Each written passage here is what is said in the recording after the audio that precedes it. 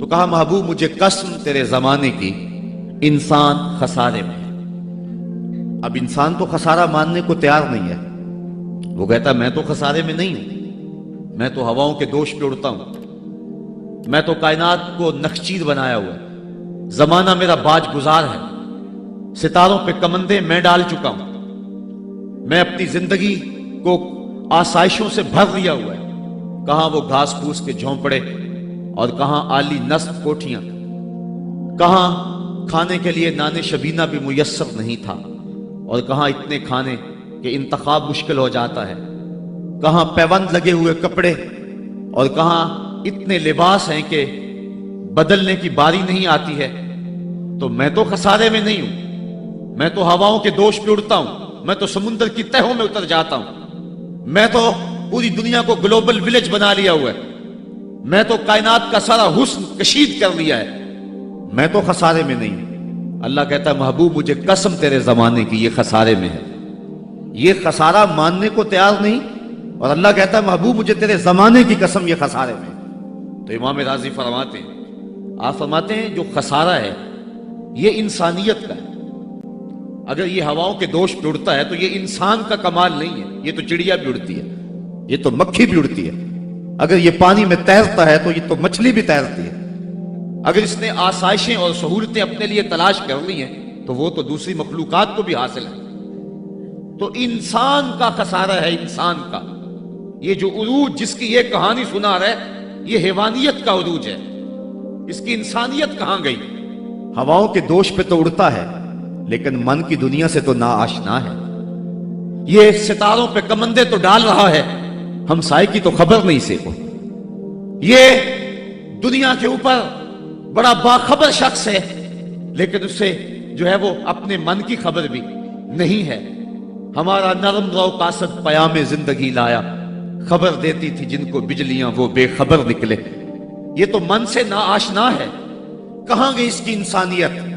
یہ ہواؤں میں اڑتا ہے، اگر چاند کی چھاتی پہ قدم رکھ چکا ہے وہاں سے خاک لا کے دکھاتا پھرتا ہے کہ یہ میں نے جو چاند سے خاک جو ہے وہ اکٹھی کی تھی اور یہ دیکھو میں تمہارے سامنے رکھ رہا ہوں۔ تو زمین پہ پہلے تھوڑا بوجھ تھا کہ اور خاک لے آیا، انسانیت کو اس کا کیا فائدہ ہوا؟ یہ انسانیت کا عروج نہیں ہے، انسان تو خسارے میں ہے، انسانیت تو ڈوب رہی ہے۔ گھر کی آگ بجھی تو کچھ سامان بچا تھا جلنے سے، سو وہ بھی ان کے ہاتھ لگا جو آگ بجھانے آئے تھے۔ اس کی انسانیت کہاں گئی؟ یہ بھائی ہو کے بھائی کا گلا نہیں کاٹ رہا، کہاں گئی اس کی انسانیت؟ کہا محبوب مجھے قسم ہے تیرے زمانے کی، یہ خسارے میں ہے۔ اور قسم محبوب کے زمانے کی اس لیے فرمائی کہ محبوب کے زمانے میں انسان عروج پہ تھا، انسان نقطہ کمال پہ تھا۔ اس دور کا انسان دیکھنا ہو تو ابو بکر و عمر کو دیکھو۔ تو کہا محبوب مجھے قسم تیرے زمانے کی، یہ انسان خسارے میں، اگرچہ یہ ہواؤں کے دوش پہ اڑتا ہے لیکن اس کی انسانیت لٹ چکی ہے۔ اور اگر اس نے انسان دیکھنا ہے تو محبوب آئے تیرے دور میں، یہ تو بھائی بھائی کا گلا کاٹ رہے، خون سفید ہو گیا، ایکسیڈنٹ میں جو بچ جاتے ہیں وہ مرنے والوں کی گھڑیاں اتارتے ہیں، اس کی تو حالت انسانی جو ہے وہ برباد ہو چکی ہے۔ لیکن حسن دیکھنا ہے انسانیت کا تو آئے تیرے دور میں۔ جب ایک شخص زخموں سے چور تڑپ رہا ہے اور کہتا ہے العطش، ہائے مجھے پیاس لگی ہے، ایک بندہ کہیں سے پانی کا پیالہ لیے اس کی پیاس بجھانے کے لیے آگے بڑھتا ہے اور اس کو پانی دیتا ہے، اور وہ بھی ہونٹوں تک لے آتا ہے کہ دوسری طرف سے آواز آتی ہے العطش، تو یہ پیالہ اسی وقت پیچھے کر دیتا ہے اور کہتا ہے میرے بھائی کو شاید زیادہ پیاس لگی ہے، پہلے اسے دے دو مجھے بعد میں دینا۔ اور یہ جب اس کے پاس جاتا ہے اور وہ پانی پینے لگتا ہے تو تیسری جگہ سے آواز آتی ہے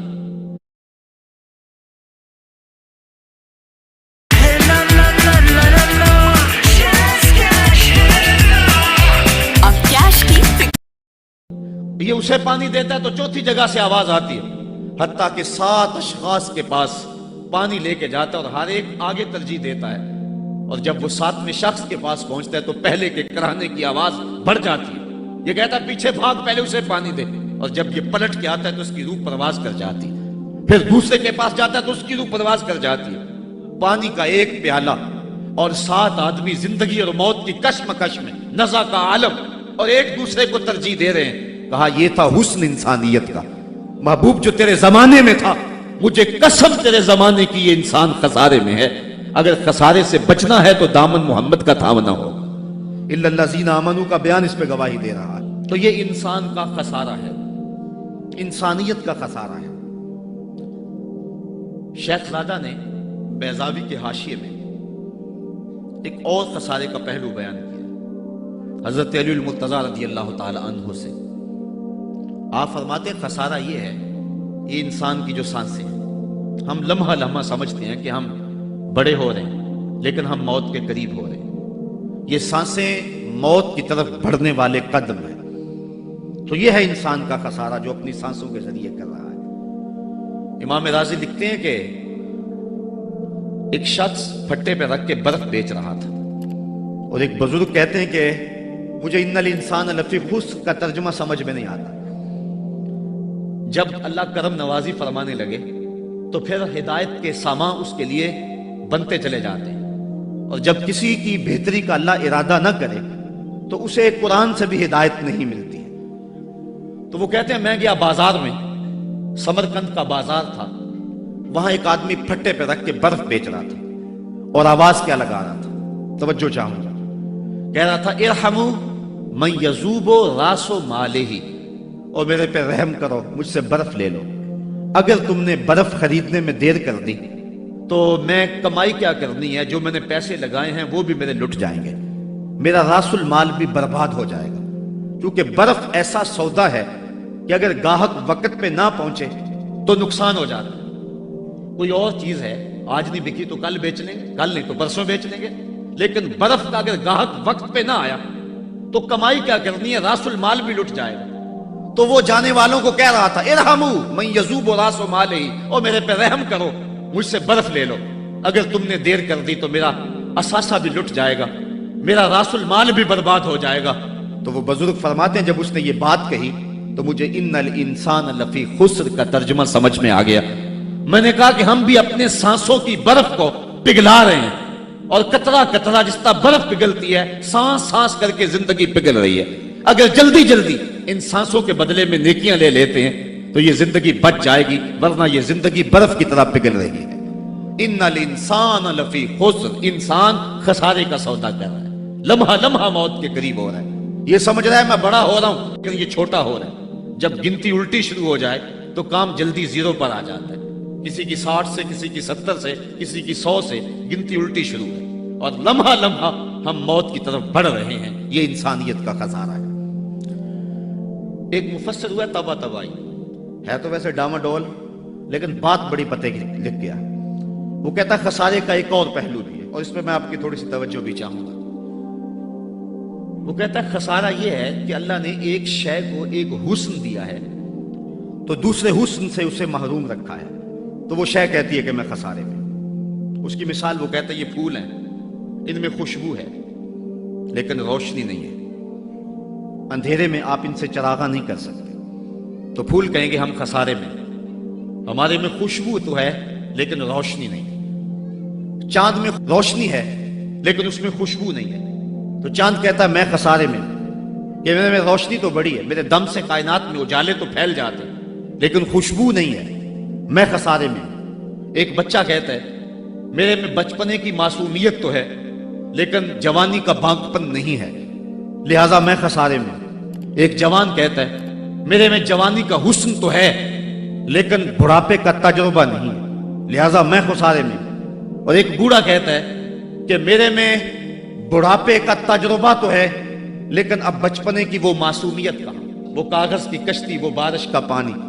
اور اقبال کہتا ہے، آپ کے شہر اقبال میں آیا ہوں، وہ کہتا ہے کہ جنبش زنجیر در سے لطف آتا تھا مجھے، وہ کنڈی بھی ہلتی تھی تو اس سے بھی لطف آ جاتا تھا، آج تو نغمے بھی نہیں نہ بہلاتے، لیکن اس بچپن میں کنڈی کے ہلنے سے بھی لطف آ جاتا تھا تو غم بھول جایا کرتے تھے۔ وہ کیا کسی نے کہا تھا کہ اپنے جل جانے کا بھی احساس نہیں تھا، جلتے ہوئے شعلوں کو چھیڑا کرتے تھے، اب تو ایک آنسو بھی رسوا کر جاتا ہے، بچپن میں جی بھر کے رویا کرتے تھے، اب تو وہ رونے کا حسن بھی نہیں نہ رہا، تو کہا کہ میرے پاس بڑھاپے کا تجربہ تو ہے لیکن بچپنے کی معصومیت نہیں ہے، لہٰذا میں خسارے میں ہوں۔ ایک شب زندہ دار کہتا ہے کہ میرے پاس سحری کے آنسو تو ہیں لیکن علم کا بانکپن نہیں ہے. اور ایک عالم کہتا ہے کہ میرے پاس علم کے کمال تو ہیں لیکن تہجد کے سجدے نہیں ہیں، لہذا میں خسارے میں ہوں. بلبل کہتی ہے میرے لہجے میں تو حسن ہے لیکن میرے بازوؤں میں طاقت نہیں ہے، لہذا میں خسارے میں ہوں. شیر کہتا میرے بازوؤں میں تو طاقت ہے لیکن میرے پر نہیں ہے کہ میں اڑ سکوں، لہذا میں خسارے میں ہوں. کوئل کہتی ہے میرے لہجے میں تو جادو ہے لیکن رنگ میرا کالا ہے، لہذا میں خسارے میں ہوں. مور کہتا ہے میرے پروں میں تو حسن ہے لیکن میرے پاؤں بدصورت ہیں، لہذا میں خسارے میں ہوں. تو وہ کہتا ہے کہ کائنات کی ہر شے کسی نہ کسی طرح خسارے میں ہے، لیکن پھر کہتا ہے اگر تمہیں شوق ہو کہ ایک ذات ایسی بھی دیکھے جس میں خسارہ نہ ہو تو آؤ مدینے کی گلی میں آ جاؤ. حسن کی ساری شوخیاں، جمال کے سارے کریمے اور حسن کا سارا بانکپن اگر ایک ذات میں دیکھنے کا شوق آ جائے، حسن یوسف دم عیسیٰ ید بیضا داری، ہما دارند آنچے خوباں تو تنہا داری. کائنات حسن جب پھیلی تو لا محدود تھی اور جب سمٹی تو تیرا نام بن کے رہ گیا. اگر یہ شوق ہو کہ کائنات کے سارے حسن ایک پیکر میں دیکھیں تو کہا اس کے لیے میں نے ایک محمد ہی بنا دیا ہے. سارے حسن ایک پیکر میں آپ کو ملیں گے، سارے کمال اور سارے جمال اور سارے عروج اور ساری عزتیں اور سارے مراتب آپ کو ایک ذات میں جمع ملیں گے. اور محمد ہوتا ہی وہ ہے جو مجمع کمالات ہو.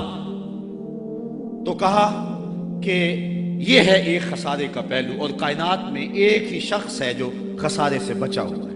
اب جو اس ذات سے وابستہ ہوگا وہ بھی خسارے سے بچ جائے گا. الا الذین آمنوا، جس کے ہاتھ میں یہ دامن ہو وہ خسارے سے بچ جائے گا، ورنہ خسارے سے کوئی بچ نہیں سکتا. نہ دولت بچا سکتی ہے، نہ اقتدار کی بچھی ہوئی مسندیں خسارے سے بچا سکتی ہیں، نہ کوئی اور انسان کو دنیاوی کمال خسارے سے بچا سکتا ہے. اگر خسارے سے بچنا ہے تو ہاتھوں میں دامن مصطفیٰ لینا ہوگا. وہ کبھی آپ نے دیکھا ہوگا، اب تو وہ دور بدل گیا، وہ چکی ہوتی تھی جس میں وہ گندم پیستے ہیں مختلف چیزیں، تو اس کے دو پتھر ہوتے ہیں، ایک نیچے والا ساکن، اوپر والا متحرک. تو درمیان میں اس کے ایک کلی ہوتی ہے جس کے ارد گرد اس کو گھماتے ہیں. تو وہ جو دانے ہیں وہ درمیان خالی جگہ میں ڈالتے ہیں، اس کو گالا کہتے ہیں، اس میں ڈالتے ہیں اور پھر اس چکی کو گھماتے ہیں. تو جو دانے اس مرکز سے، اس کلی سے ہٹ جاتے ہیں وہ پس جاتے ہیں، اور جو اس کلی سے لگ کے رہتے ہیں وہ بچ جاتے ہیں. کہا محبوب مجھے قسم تیرے زمانے کی، انسان خسارے میں ہے، الا الذین آمنوا، بچے گا وہ جو تیرے دامن سے لپٹ جائے گا. اور یہ میں مفہوم ایمان کا جو آپ کے سامنے دامن مصطفیٰ سے تمسک اختیار کرنا، یہ میری جذباتیت کا کمال نہیں، حقیقت ہی ہے. علامہ سعد الدین تفتازانی علیہ رحمہ شرح قائد میں لکھتے ہیں کہ ایمان ہے کیا؟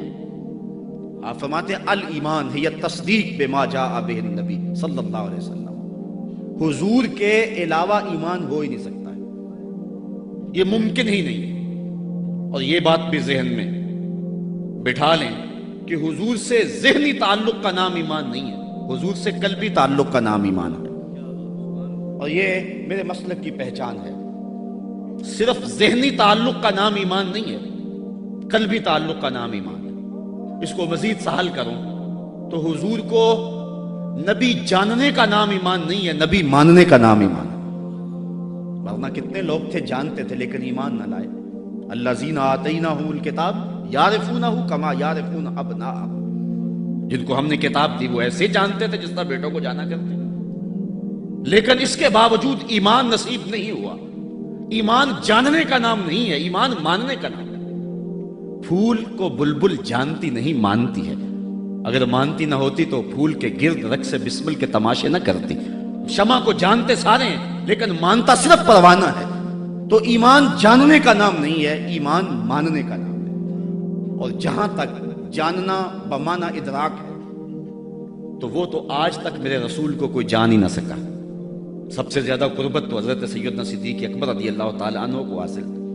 ان کو بھی کہہ دیا یا ابا بکر لم یعرفنی حقیقتاً غیر ربی، سفر و حضر میں میرے ساتھ رہے ہو، سن لو میری حقیقت کو میرے رب کے علاوہ کوئی بھی نہیں جانتا ہے. بلکہ ایک مقام پہ فرمایا لی مع اللہ وقت، لا یسعنی فیہ نبی مرسل ولا ملک مکرم، میرا اور میرے رب کا معاملہ ایسا ہے کہ درمیان میں نہ کوئی نبی آ سکتا ہے، نہ کوئی رسول اور پیغمبر آ سکتا ہے، اور نہ کوئی فرشتہ مقرب درمیان میں آ سکتا ہے۔ تو جہاں تک تعلق ہے حضور کو جاننے کا بمعنی ادراک، تو آج تک حضور کو اللہ کے علاوہ کوئی جان ہی نہیں سکا ہے۔ مولوی کا تو دماغ خراب ہو گیا کہ وہ مسجد میں ترازو رکھ کے بیٹھ گیا اور نبی کو تولنے لگا۔ میں تو کہا کرتا ہوں ڈٹھے ورق قرآن دے پھول سارے، تیری شان جیا نہیں کوئی ہور ڈٹھا، تیری شان دا کرے مقابلہ جیڑا انہوں عاشقاں اصلی چور ڈٹھا۔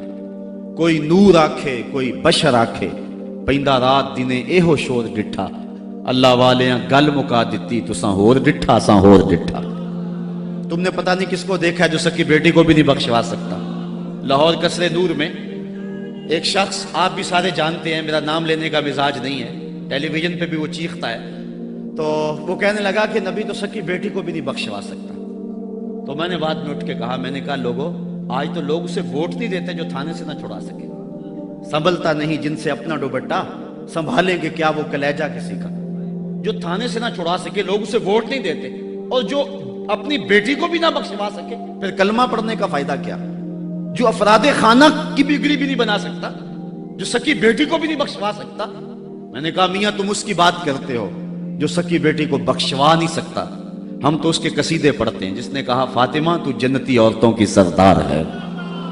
تم اس کی بات کرتے ہو جس کے چاہنے سے کچھ نہیں ہوتا، ہم تو اس کی بات کرتے ہیں جس کی انگلی اٹھے اور چاند کے ٹکڑے ہو جائیں، اور سڑیاں کھجوراں اگا جان دائے، اور پتھراں نو کلمے پڑھا جان دائے، قطرے کو سمندر ذرے کو ستارہ کرتے ہیں، کونین کو خم آ جاتا ہے جب زلف سنوارا کرتے ہیں۔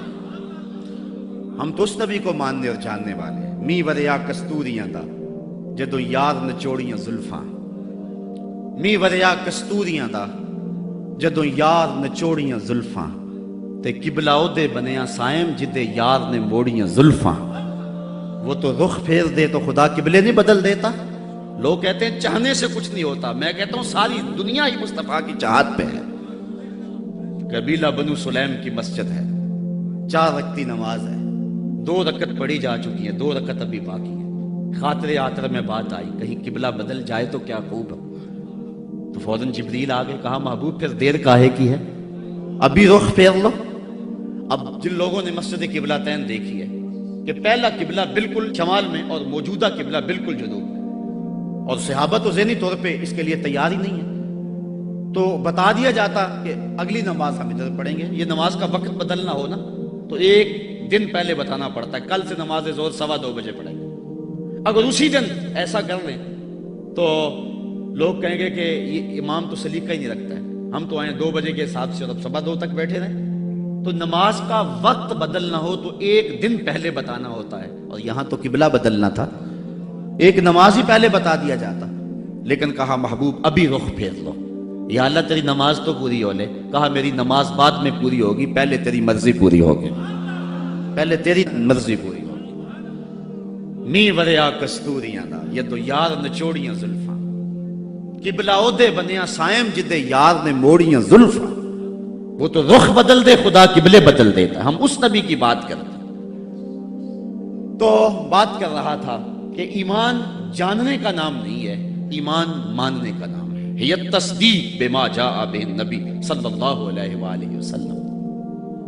ایمان کے بعد اب یہ بات بھی ذہن نشین کریں کہ اس دنیا پہ سب سے بڑی دولت مجھے اور آپ کو جو عطا کی گئی ہے وہ دولت ایمان ہے، سب سے بڑی دولت۔ اگر ایمان نہیں سب کچھ مل گیا، کچھ بھی نہیں ہے، اور اگر کوئی چیز پاس نہیں ہے لیکن ایمان کی دولت موجود ہے تو یہ سب سے بڑا حسن، سب سے بڑی بہار۔ اقبال کہتا ہے کہ اقبال یہ کس کے عشق کا فیض عام ہے، رومی فنا ہوا حبشی کو دوام ہے۔ یہ وہ دولت تھی جس کے دم سے اجالے ہوئے دنیا پر سب سے بڑی دولت جو حضرت انسان کو دی گئی ہے وہ دولت ایمان ہے، اور قیامت کے دن سب سے بڑی دولت جو حضرت انسان کو دی جائے گی وہ دیدار الہی ہوگا۔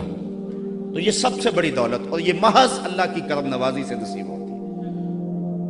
انسان کی زندگی کے اچھے اعمال بعض اوقات ایمان کے نصیب ہونے کا سبب بن جاتے ہیں، یہ کبھی کبھی ایسا ہوتا ہے، لیکن ہوتی محض توفیق خداوندی۔ اس کی مثال جس طرح المجاشی فرزدق شاعر کا دادا حضور کی خدمت میں حاضر ہوتا ہے اور آقا کریم کی خدمت میں حاضر ہو کر کے اسلام کی دولت سے مالا مال ہوتا ہے، اور پھر عرض کرتا ہے حضور میں نے اپنے زمانہ جاہلیت میں 360 بچیوں کو زندہ درگور ہونے سے بچایا، تو کیا مجھے اس نیک عمل کا جو زمانہ جاہلیت میں نے کیا اس کا کوئی صلہ ملے گا؟ چونکہ شاعر تھے اور شاید بڑا گداز اور نرم دل ہوتا ہے، وہ تو شاخ سے ٹوٹتے ہوئے پھول کو بھی برداشت نہیں کر سکتا۔ وہ کیا کہا تھا اقبال نے، دل نہیں شاعر کا ہے کیفیتوں کی رست خیز، کیا خبر تم کو درون سینہ کیا رکھتا ہوں میں، سچ اگر پوچھے تو افلا سے تخیل ہے وفا، دل میں ہر لہجہ نیا محشر بپا رکھتا ہوں میں، در غم دیگر بسوزو دیگر آرا ہم بسوز، گفتبت روشن حدیث گر توانی دار ہوش، کہہ گئے ہیں شاعری جزویست از پیغمبری، ہاں سنا دے پڑھ کے ان کو پیغام سروش۔ امیر منائی نے غالباً کہا تھا کہ خنجر چلے ہم پہ، خنجر چلے کسی پہ ہم، اور تڑپے جو ہم امیر تو درد سارے جہاں کے ہمارے جگر میں۔ اور اقبال نے آنکھ سے تشبیہ دی شاعر کو ایک جگہ پہ، مبتلا درد ہو کوئی عزم روتی ہے آنکھ، کس قدر ہم درد سارے جسم کی ہوتی ہے آنکھ۔ تو جب کوئی ظالم باپ اپنی بیٹی کو زندہ درگور کرنے لگتا تو یہ کہتا کہ میں تڑپ اٹھتا، گابن اٹھنیاں دے کر کے اس بچی کی جان چھڑا لیتا۔ اس طرح میں نے 360 بچیوں کی جان چھڑائی، کیا زمانہ کفر میں کیے گئے میرے اس نیک عمل کی مجھے کوئی جزا ملے گی؟ تو حضور نے مسکرا کے فرمایا کہ تجھے اس کی جزا مل تو گئی ہے کہ اللہ نے تجھے ایمان عطا فرما دیا۔ تو کبھی ایسا ہوتا ہے، لیکن اگر ایمان نہیں ہے تو اعمال کی جزا نہیں ہے۔ اسی لیے الا الذین آمنوا وعملوا الصالحات، اعمال کی جزا بصورت ایمان اگر مل جائے تو مل جائے، اور اگر ایمان نہیں ہے تو پھر آخرت میں لا خلا کوئی حصہ نہیں ہے۔ الا الذین آمنوا وعملوا الصالحات، انسان خسارے میں ہے۔ خسارے سے بچے گا وہ جس کے دامن میں 4 چیزیں ہیں، ایک ایمان، اور دوسرا اعمال صالحہ۔ ایمان کی زینت ہے، ہمارے احناف کے نزدیک اعمال نفس ایمان میں داخل تو نہیں ہے کیونکہ وہ مجرد تصدیق قلبی کا نام ہے، لیکن ایمان کا حسن جو ہے وہ اعمال ہے۔ آج ہمارا حال یہی ہے کہ دعوی ایمان ہمارے پاس موجود ہے لیکن مسلمانوں والے اعمال ہمارے پاس نہیں ہے۔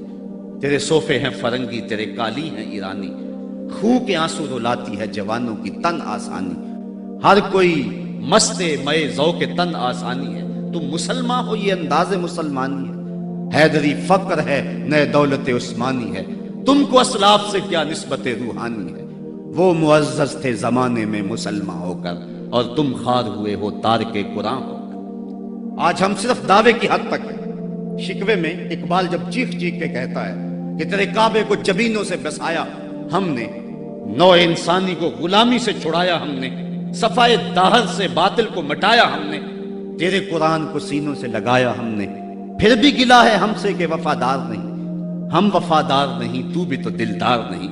تو جب اس کا جواب آتا ہے تو سنیے، لہجہ تھوڑا سا بدلا کہ میرے کعبے کو جبینوں سے بسایا کس نے، نو انسانی کو غلامی سے چھڑایا کس نے، صفائے دہر سے باطل کو مٹایا کس نے، میرے قرآن کو سینوں سے لگایا کس نے، تھے تو آباب تمہارے ہی مگر تم کیا ہو، ہاتھ پہ ہاتھ درے منتظر فردا ہو۔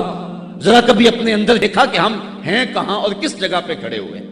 آج ہم مسلمان ہونے کی بات کرتے ہیں لیکن کبھی دیکھیں کہ ہمارے عمل کی پوزیشن اور حالت کیا ہے، آج ہم کس جگہ پہ کھڑے ہوئے ہیں۔ لالو لکشمن پرشاد نے ایک کتاب لکھی عرب کا چاند، اور یہ ایک ہندو رائٹر ہے، اور اس میں اس نے حضور کی سیرت اتنے خوبصورت اور دل فریب پیرائے میں بیان کی کہ گویا سطروں کے اندر چراغ ہی رکھ دیے ہیں۔ تو کسی نے سوامی لکشمن پرشاد سے پوچھا کہ تو نے مسلمانوں کے نبی پر اتنی خوبصورت سیرت کی کتاب لکھی ہے، تو حضور کا غلام کیوں نہیں بن جاتا؟ تو جو اس نے جواب دیا، اگر ہم اس پہ تھوڑا سا تفکر کریں تو وہ ہماری آنکھیں کھول دینے کے لیے کافی ہے، لیکن اگر ہم اس پہ غور نہ کریں تو وہ ایک گاڑی ہمارے روڈ پہ چلتی ہے، اس کے پیچھے لکھا ہوا ہے عقل نہ ہو تو موجہ ہی موجہ۔ بات یہ ہے، بات سوچنے والوں کے لیے ہوتی ہے۔ تو سوامی نے جواب دیا تھا کہ جب میں نے حضور کی سیرت لکھنے کے لیے امہات کتب سیر کو پڑھا تو یہ جذبہ میرے سینے میں بھی گڑائیاں لینے لگا کہ میں اس نبی کا غلام کیوں نہیں بن جاتا، لیکن جب میں مسلمانوں کے کردار کو دیکھتا ہوں تو میں کہتا ہوں میں ہندو ہی ٹھیک ہوں۔ ہمارا کردار لوگوں کے ایمان کے راستے میں رکاوٹ بنا. اور ایک زمانہ تھا کہ ہماری میتیں بھی ایمان دیا کرتی تھی. امام محمد کا جب جنازہ اٹھا تو پورا بصرہ امڑ آیا. یہودی عیسائی کہنے لگے مسلمانوں کا امام جا رہا ہے اور اس کا آخری دیدار ہے، چلو تم بھی آخری دیدار میں شامل ہو جاؤ اور جنازے میں شامل ہو جاؤ. لوگ ذوق و شوق کی فراوانی میں آگے بڑھ بڑھ کے جنازے کی چارپائی کو کندھا دے رہے تھے. تو اگر کسی عیسائی اور کسی یہودی کا جی چاہا کہ میں بھی مسلمانوں کے امام کے جنازے کی چارپائی کو کندھا دوں، تو ہمیں تاریخ بتاتی ہے پھر جس کا کندھا امام محمد کے جنازے کی چارپائی کو چھوا اس کے لبوں پہ کلمہ جاری ہو گیا. ہمارے بزرگوں کی تو لاشیں بھی کلمہ دیا کرتی تھی، اور آج ہماری زندہ لاشیں لوگوں کے ایمان کے راستے کے اندر رکاوٹ بنی ہوئی. ہم کبھی غور کریں، رو رہی ہے آج ایک ٹوٹی ہوئی مینا اسے، کل تلک گردش میں جس ساکی کے پیمانے رہے. خیر تو ساکی سہی لیکن پلائے گا کسے، اب نہ میں کش رہے باقی نہ میں خانے رہے. رو رہے ہیں آج وہ دشت جنو پرور جہاں رقص میں لیلا رہی، لیلا کے دیوانے رہے. وائے ناکامی متائے کارواں جاتا رہا، کارواں کے دل سے احساس زیاں جاتا رہا. جن انگاروں پہ اس وقت میں اور امت مسلمہ اور آپ کھڑے ہیں، کون اس سے بے خبر نہیں ہے؟ کابل میں کون لٹ رہا ہے؟ کندھار میں کس کی گردنیں کاٹی جا رہی ہیں؟ اور شبرغان کے اندر کس کے بالوں کو نوچ کر کے زخموں میں تیزاب چھڑکا جا رہا ہے؟ غزہ کی پٹی میں کس کے بچے ذبح کیے جا رہے ہیں؟ موصل میں احمد کس محمد بن قاسم کو پکار رہی ہے؟ کندھار میں، کابل میں، دشت لیلا میں، تورا بورا میں، کسورا میں اور دریائے آمو کے دونوں کناروں پر جو قیامت بپا ہے، کبھی ہم نے احساس کیا 1.40 کروڑ انسان اس وقت خانمہ برباد ہیں. 56 اسلامی ریاستیں آج بے بس نظر آتی ہیں اور بے حسی کی ایسی چادر اوپر تنی ہوئی ہے کہ کسی کو احساس ہی نہیں ہو رہا، اور متاع کارواں بھی لٹا چلا جا رہا ہے. ہم تو صرف 313 تھے اور دنیا کو ناکو چنے چبوا کے رکھ دیے. تاریخ اس واقعہ کو کبھی نہیں بھول سکتی جب ابو جہل نے اپنا سفیر بھیجا اور اپنا جاسوس بھیجا عمیر کہ جا مسلمانوں کو دیکھ کر کے آ کتنے. تو واپس آ کے اس نے جو خبر دی وہ بڑی حوصلہ افزا تھی، اس کے لیے حوصلہ افزا تھی. اس نے صنادید قریش کو اکٹھا کر کے کہا کہ یہ عمیر کی رپورٹ سنو. یہ کہتا ہے صرف 3 اونٹ کھا سکیں گے، یعنی 300 سے اوپر نیچے. ان کے پاس اسلحے بھی پورے نہیں ہیں. تو میری مشاورت یہ ہے صبح لڑائی کی نوبت نہیں آئے گی، رسیاں اکٹھی کرو، صبح انہیں پکڑیں گے، اونٹوں کی پشتوں پہ جکڑیں گے اور جا کے حرم کعبہ کی دیواروں کے ساتھ باندھ دیں گے. جو بعد میں دور دور سے لوگ آیا کریں گے ان کو ان کا تماشا دکھایا کریں گے. یہ نئے لوگ تھے جنہوں نے ایک نئے دین کی داغ بیل ڈالی تھی. جب یہ ساری باتیں وہ کر چکا تو عمیر نے جو بات کہی تاریخ نے اس کو محفوظ کیا. عمیر کہنے لگا تم کہتے ہو رسیاں اکٹھی کرو، میں اس قوم کو دیکھ کے آیا ہوں. اگر میری بات مانتے ہو تو رات کی تاریکی میں بھاگ سکتے ہو تو بھاگ جاؤ. واللہ میں نے ایسے لوگ دیکھے، اس کے لفظ ہیں وَلَٰكِنْ رَأَيْتُ يَا مَعْشَرَ قُرَيْشَ الْبَلَايَا تَحْمِلُ الْمَنَايَا. اے قریش کے سرداروں، اتنا بھی تکبر میں نہ آؤ. میں ان آنکھوں سے دیکھ کر کے آیا ہوں کہ یثرب کی اونٹنیاں اپنی پشتوں پہ نری موتیں اٹھا کے لے آئی ہیں اور وہ زخمی سانپوں کی طرح پیچ و تاب کھا رہے ہیں، اور کل ان میں سے کوئی مرے گا نہیں جب تک تم میں سے ایک ایک کو لڑ نہیں جاتا. تو اگر تمہارے اتنے لوگ مارے جائیں تو افسوس ہے تمہارے جینے پہ.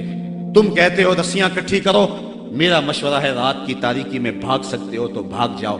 پھر اگلے دن عزیمت کی جو داستان مسلمانوں نے رقم کی، اس دن کو میرے رب نے بھی یوم فرقان کہہ کے پکارا. آج اگر ہم دیکھیں اپنے آپ کو، ہم کس جگہ پہ کھڑے ہیں؟ 1.40 کروڑ انسان اور یہ ہجوم اور 56 اسلامی ریاستیں، اور آج ہمارے اوپر جو حال ہے، آج ہے رسوا زمانے میں کلاه لالا رنگ. جو سراپا نازتے ہیں آج مجبور نیاز. آج ہم جس جگہ پہ کھڑے ہوئے کون نہیں جانتا ہے. ہر سمت دکھ ہی دکھ پھیلا ہوا ہے. ہمیں بڑی سنجیدگی سے سوچنے کی ضرورت ہے اور اپنے عمل کے محاسبے کی ضرورت ہے. یہ پچھلے دن گجرانوالہ میں بھی سڑکوں پہ لوگ نکل آئے تو میں بھی لوگوں میں شامل تھا. اور کون شخص ہے کہ جس کو امریکہ کے ساتھ ہمدردی ہوگی اور بش کے لیے دل میں کوئی نرم گوشہ ہوگا؟ وہ بدبخت شخص جس کی آستین کے ایک ایک تار سے مسلمانوں کا لہو ٹپکتا ہے. تو میں نے لوگوں کو جو جوش و غضب میں نعرے لگا رہے تھے، ایک بات میں نے کہی تھی. میں نے کہا تھا آج تم امریکہ سے ٹکرانے کی بات تو کر رہے ہو، لیکن کبھی اپنے آپ کو جھانک کر کے دیکھا؟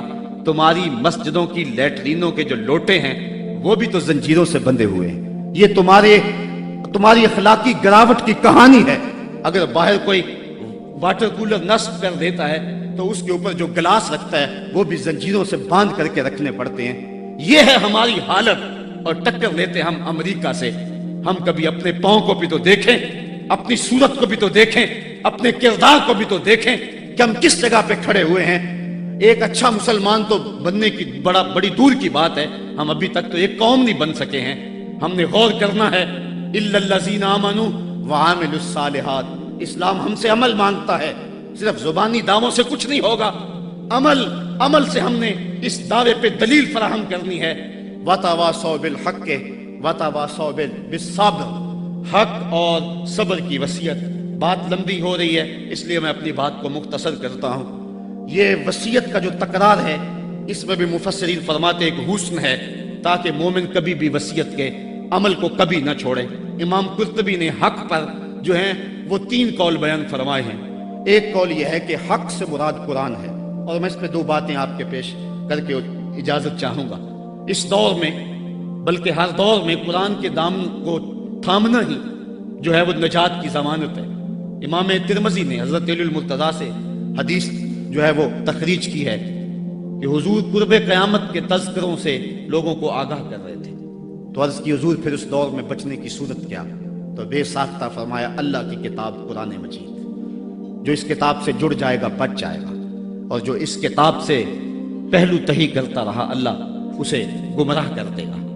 ये वो पाकीज़ा किताब जो रोशनियों का मंबा है। कुरान मजीद के 5 हक हैं। इस पे अलग बहस की जा सकती है लेकिन मैं एक बात आपके सामने रखना चाहता हूँ बड़े दर्द दिल के साथ कि क्या हमने कुरान मजीद के हुकूक को पहचाना? आज हम कुरान मजीद के साथ जो इस किताबे हिदायत का तकाजा था क्या हमने पूरा किया? ये बात दुरुस्त है कि घर में कुरान होगा तो बरकतें उतरेंगी। इस बात का भी कोई इनकार नहीं करता। मकान बनाया, फैक्ट्री बनाई है, दुकान बनाई है तो बच्चों को बुला के कुरान मजीद की तिलावत करवा लें, बरकत होगी। मैं इसका इनकार भी नहीं करता कि मरने वाले की रूह को इसाले सवाब करेंगे तो उसकी कब्र में नूर उतरेगा। ये बात भी दुरुस्त है कि कुरान के नूर के मुकाबले में कोई नारी मखलूक नहीं ठहर सकती। इसके अल्फाज का दम करें तो शिफा नसीब होगी। लेकिन मुझे बताओ क्या कुरान मजीद के नजूल का मकसद ये था? आपके शहर इकबाल में हो, आओ इकबाल से पूछ लेते हैं। बड़ी खूबसूरत बात कर गया। बबंदे सूफियो मुल्ला असीरी हयात अज हिकमत कुरान गिरी बायातश तुरा कारे जुजी नेस क्या यासीन आसां बमेरी। वो कहता तू जाहल सूफी और काहिल मुल्ला के ऐसे फंदे में फंसा कि तूने कुरान से जिंदगी तलाश नहीं की। कुरान की आयतों से तुझे सिर्फ इतना ही काम रह गया कि जब तेरे बूढ़े की रूह अटक गई तो तू सूरा यासीन लेके बैठ गया ताकि इसकी रूह आसानी से निकले। इकबाल कहते इसमें कोई शक नहीं है कि उसकी रूह आसानी से निकल जाएगी। लेकिन मुझे तो अफसोस तेरे पे यह है कि तूने कुरान से भी मरना ही सीखा। जिस कुरान से तूने मरना सीखा काश उस कुरान से तूने जीना भी सीख लिया होता। इसका एक एक हरफ जिंदगी बख्श है। इसका एक एक लफ्ज नूर बांटता है। हयात आफरी है इसकी आयतें। और ये किताबे बरकत ही नहीं किताबे हिदायत भी है। ये किताबे रहमत लोगों को जिंदगियां देती है। हयात बख्श है ये किताब। इससे वाबस्तगी इख्तियार करने वाला जिंदगी का हुस्न पा जाता है। लेकिन तूने इस कुरान से भी मरना ही सीखा और तूने इसको बस इसी मकसद के लिए कुरान को पढ़ा। काश इस कुरान से तूने जीना भी सीख लिया होता और जिंदगी का हुस्न इससे कशीद कर लिया होता। वतवासौ बिल हक, हक से मुराद जो है वो कुरान है।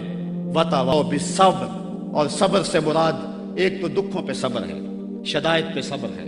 और इमाम कुर्तबी और इमाम राजी और दीगर अइम्मा तफसीर लिखते हैं इससे मुराद इबादत पर तसलसल ये भी मुराद है। सब्र से मुराद इस्तकामत अलद्दीन भी मुराद है। और सब्र से मुराद जो है वो मुश्किल हालात में दीन के दामन को थामे रखना ये भी मुराद है। आज मेरी और आपकी हालत ये है कि आज एक फैशन के तौर पे ये बात कही जाती है जी दीन पे चलना बड़ा मुश्किल है। मैं पूछता हूं दीन पे आज चलना मुश्किल है या जब बिलाल हबशी चले थे तो उस वक्त चलना मुश्किल था? आज तो हम मस्जिद में आए तो कालीन बिछे हुए थे, गर्म पानी दस्तयाब था, हीटर चल रहे थे और हम कहते दीन पे चलना बड़ा मुश्किल है। जरा उनसे पूछो जिनकी चमड़ी भी उधेड़ के रख दी गई। جن کے جسموں کو لوہے کی کنگھیوں سے چھید دیا گیا، لیکن انہوں نے نہیں کہا تھا کہ دین پہ چلنا مشکل ہے۔ حضرت بلال حبشی کو جو ہے وہ سنگریزوں پہ کھینچا جاتا ہے اور وہ کنکر ان کے جسم میں کھپ جاتے ہیں اور کھینچ کر کے پھر نکالا جاتا ہے، کبھی تپتے ہوئے کوئلوں پہ ان کو رکھا جاتا ہے۔ امیہ بن خلف چنگارتا ہے، بلال رک جاؤ، چمڑا ادھیڑ دیں گے، لیکن بلال مسکرا کے کہتا ہے تو ترش روح ہو کے گالی ہزار دے، یہ وہ نشہ ہی نہیں جسے ترشی اتار دے۔ اور بدنامی سے بڑھتا ہے محبت کا جنوں، نشہ اتنا ہی تیز ہوتا ہے جتنی ہوا لگتی ہے، تو جو کرنا ہے کر۔ بلکہ بلال حبشی کو تپتی ہوئی ریت پہ لٹایا اور سینے پہ رکھا پتھر، اور بلال مسکرا رہے، اور کوئی شخص پاس سے گزرا، کہا بلال مسکرا رہے ہو اور یہ تمہارے اوپر اتنا ظلم اور جبر کر رہے ہیں؟ تو بلال حبشی نے جو جواب دیا، کہا تم بازار میں جاتے ہو نا مٹی کا برتن خریدنے، تو اس کو بھی ٹھونک بجا کے دیکھتے ہو کہ اس کی آواز تو ٹھیک ہے، کہیں کچا تو نہیں ہے۔ کہا تم تو برتن بھی خریدتے ہو تو ٹھونک بجا کے دیکھتے ہو، میرا رب بلال کی خریداری کر رہا ہے، وہ ٹھونک بجا کے دیکھ رہا ہے کہ کہیں بلال کچا تو نہیں ہے۔ میں کہتا ہوں مالک خرید لے بلال کو، خرید لے بلال کو، یہ کچا نہیں ہے، تیری راہ میں جان بھی مارنی پڑی تو قربان کر دے گا۔ آج شور ہم نے ڈالا ہوا ہے، بڑا مشکل ہے دین کے اوپر چلنا۔ ذرا اس کی کہانی بھی پڑھو، ذرا اس کی زندگی بھی دیکھو کہ جس کی دونوں ٹانگوں کو دونوں اونٹوں کے ساتھ باندھ دیا گیا اور کہا پھر جا اپنے نظریے سے، ورنہ ابھی جب اونٹوں کو ہانکیں گے تیرا جسم چر جائے گا اور دو حصوں میں تقسیم ہو جائے گا۔ اس نے کہا کر لو جو کرنا ہے۔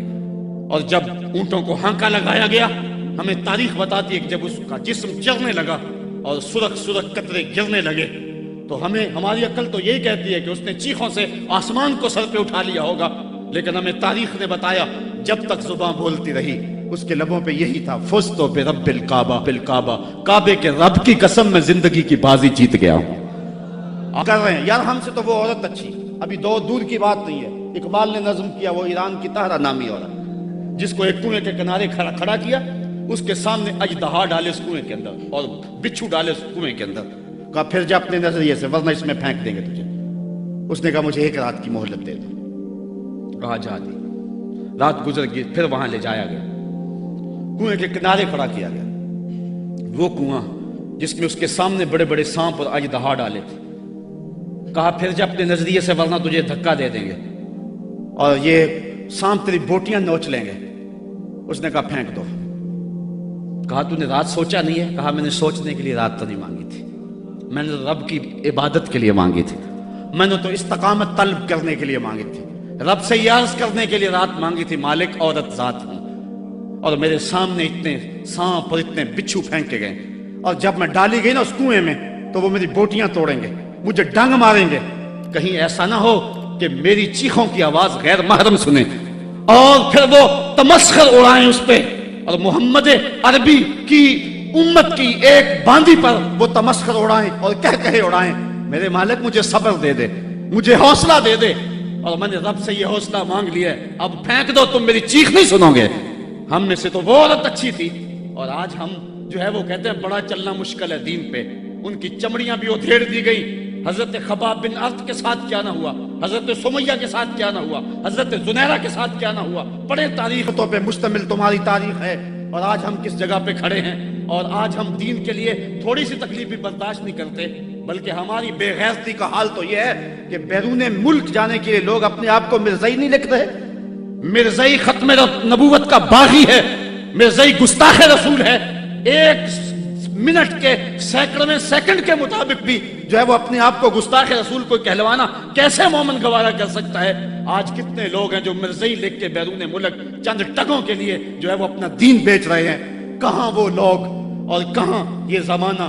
وتواصوا بالصبر، دکھ آئے گھر میں چولہا نہ جلے کوئی بات نہیں ہے، ہمارے نبی کی یہ سنت بھی ہے، ایک ایک مہینہ گھر میں کبھی چولہا حضور کے نہیں جلا کرتا تھا۔ امام منذری نے لکھا ہے کہ حضور جب آئے نا حضرت سیدنا سلمان فارسی کے گھر کے اندر، انہوں نے ایک دن حضور کو گزرتے ہوئے دیکھا، دعوت کی، تو جب حضور کے سامنے کھانا رکھا گیا تو آنکھیں اشک بار ہو گئی، اور پھر ایک روٹی لی اور چند بوٹیاں ایک خادم کے ہاتھ میں دیتے ہوئے کہا جاؤ ہمارے گھر دے آؤ، میری بیٹی فاطمہ کتنے دنوں سے بھوکی بیٹھی ہے، مال کے کونین ہیں گو پاس کچھ رکھتے نہیں، دو جہاں کی نعمتیں ہیں ان کے خالی ہاتھ میں۔ صاحبو میرا لہجہ تھوڑا سا آج بے ترتیب ہو گیا ہے، لیکن آج میں اور آپ دیکھیں کہ ہم کس جگہ پہ کھڑے ہیں۔ वतवासौ बिस्सब्र, हक और सब्र की वसीयत, इसको कभी भी न छोड़ें।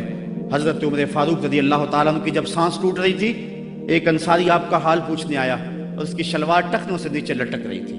उसने कहा हजरत आपका क्या हाल है? कहा अल्लाह का शुक्र है मेरा हाल तो ठीक है, जवान तेरा हाल ठीक नहीं है। उसने कहा हजरत क्या हुआ? कहा ये शलवार ऊपर कर ले, ये तहबंद ऊपर कर ले, एक तो तू तेरे कपड़े नापाक होने से बच जाएंगे, दूसरा तेरा रब भी राजी हो जाएगा। और उसके बाद आपकी सांस टूट गई और दाई अजल को लबैक कह गए। तो वसीयत के अमल को आज हमने छोड़ दिया हुआ है, और आज हमारी जो हालत है और जिस जगह पे हम खड़े हैं, उसी कश्ती को है खौफ तलातम सद है मुंह मोड़ दिए थे जिसने बढ़ते हुए तूफानों के। हम टूटते थे तो जमाना हमें रास्ता देता था, दुनिया हमारी बाजगुजार थी और हम कायनात के हुक्मरान थे। लेकिन आज वो लम्हे, वो उंदलस की कहानियाँ और वो ससली और सकलिया के अंदर जो कुछ हमारी जो है वो अजीमतों की कहानियाँ थी, आज कहाँ हैं? आज काबुल में, कंधार में, किला जंगी में, दश्ते लैला में, तोरा बोरा में, तकरीब में, मूसल में, बगदाद में, अल-कुद्स में, कश्मीर में, दरियाए आमू के दोनों किनारों पर और डल झील के अंदर तैरती हुई लाशें आज क्या कहानी बता रही हैं और हम किस जगह पे खड़े हैं। साहिबो, हमें पूरी तरह से यकसुई से आगे बढ़ने की ज़रूरत है, और सूरतुल असर हमें जिस सामत बुला रही है, ये इस असर और इस ज़माने का तकाजा है। अल्लाह ताला मेरे बेतरतीब जुमलों को अपनी बारगाह में कबूल फरमाए। और वो रब ऐसा फरमाता है, असहद बिलाल इंदल्लाहि अशहद, बिलाल की असहद भी अल्लाह के यहाँ अशहद है। तो अल्लाह ताला मेरी असहद को कबूल कर ले और मेरे लफ्ज़ों का दर्द दिलों में उतार दे। और अल्लाह